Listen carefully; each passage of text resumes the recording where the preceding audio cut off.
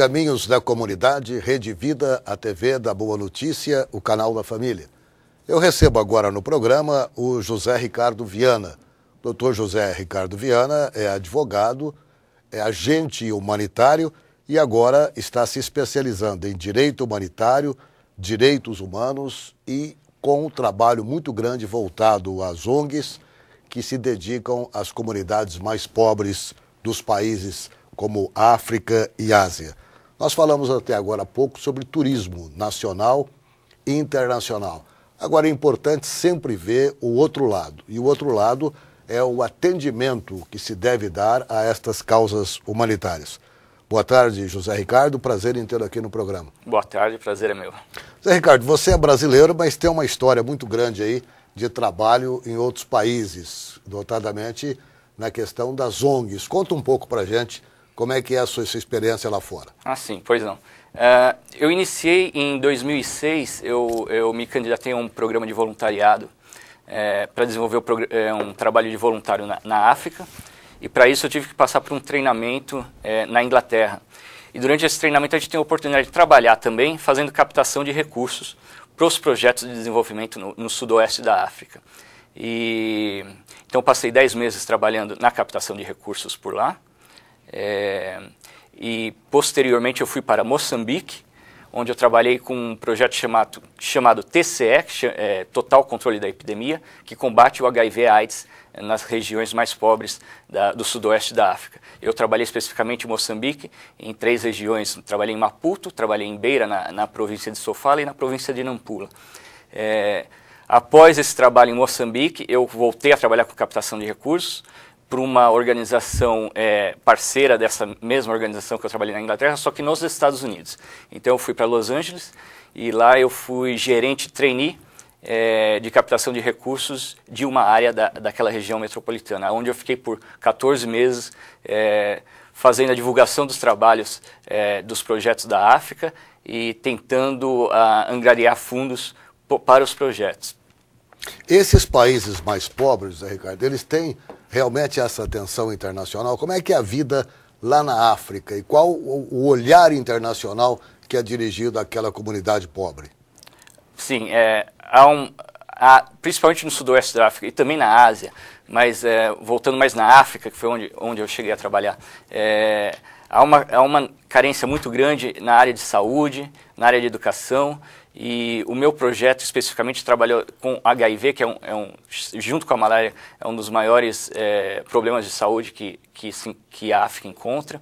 E os países ricos têm sim um grande interesse e tem até fundos para doação, específicos para doação para projetos humanitários na África. O meu projeto, o TCE, que é o Total Controle da Epidemia, nós trabalhávamos da seguinte forma: nós mapeávamos uma área com 100 mil habitantes, nós contratávamos 50 agentes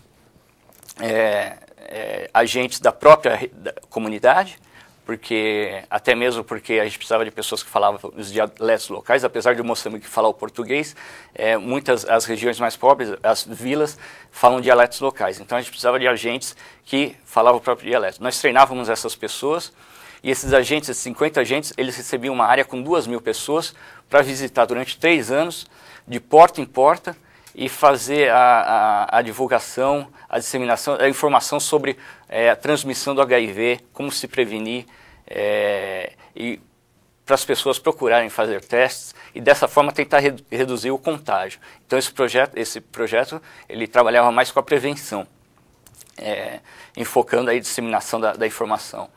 E esse projeto durava por 3 anos. E não é somente em Moçambique, ele tem em vários países. E foi esse o trabalho que eu fiz ali, na África, em Moçambique. Agora, quem tem mais recursos para atender essas comunidades mais carentes? Os Estados Unidos, os países integrantes do G8, eles destinam recursos para essas comunidades? Sim. A União Europeia é uma das melhores, que você me destacou, não é? Uma forma de captação de recursos para essas organizações, as ONGs internacionais, elas têm 2 meios de captação de recursos. Seria com meio privado, fazendo divulgação do trabalho deles, comercial, procurando doações de pessoas particulares, de empresas privadas. E o outro meio, que é o mais procurado, porque é onde tem mais dinheiro, seria com os governos nacionais. Todos os países ricos possuem uma agência para patrocinar ação humanitária.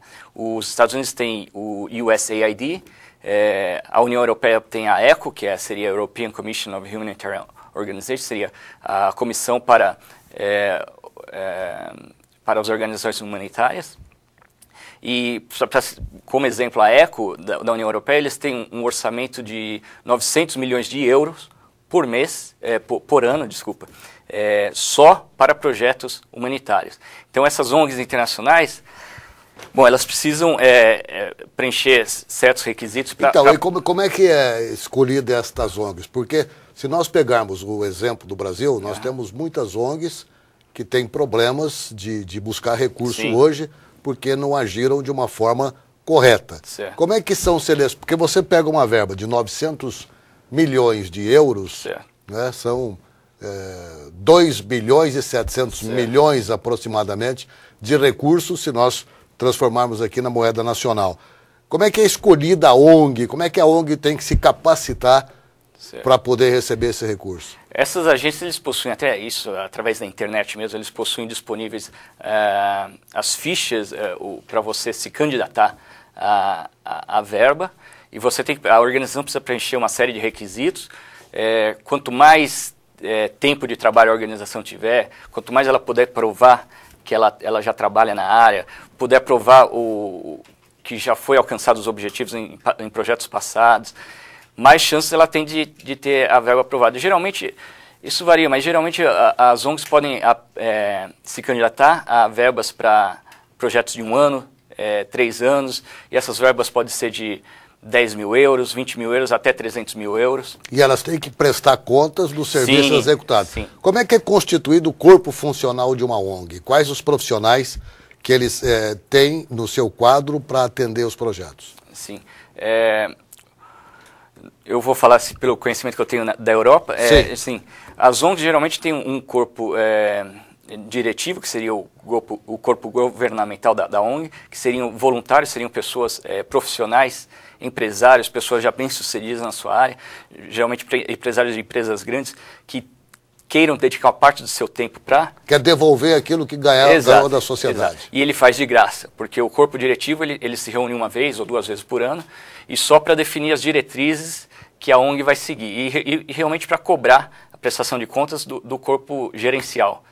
E esse seria o corpo diretivo. Agora, o corpo gerencial, que seria o pessoal que é remunerado, isso trata-se de profissionais da área, geralmente um gerente geral, recursos humanos, especialista em logística. O trabalho humanitário depende muito de logística também. E depende da área que ele vai atuar, a área da saúde, a área da educação, então tem um profissional da área. Agora, no campo, na África, aconselha-se muito, ou seria na África, ou na Ásia, ou no Brasil, aconselha-se muito contratar mão de obra local. Esse é um dos princípios da área humanitária. É você envolver os beneficiários o máximo possível. Até mesmo porque os beneficiários são aqueles que têm a maior noção das necessidades deles.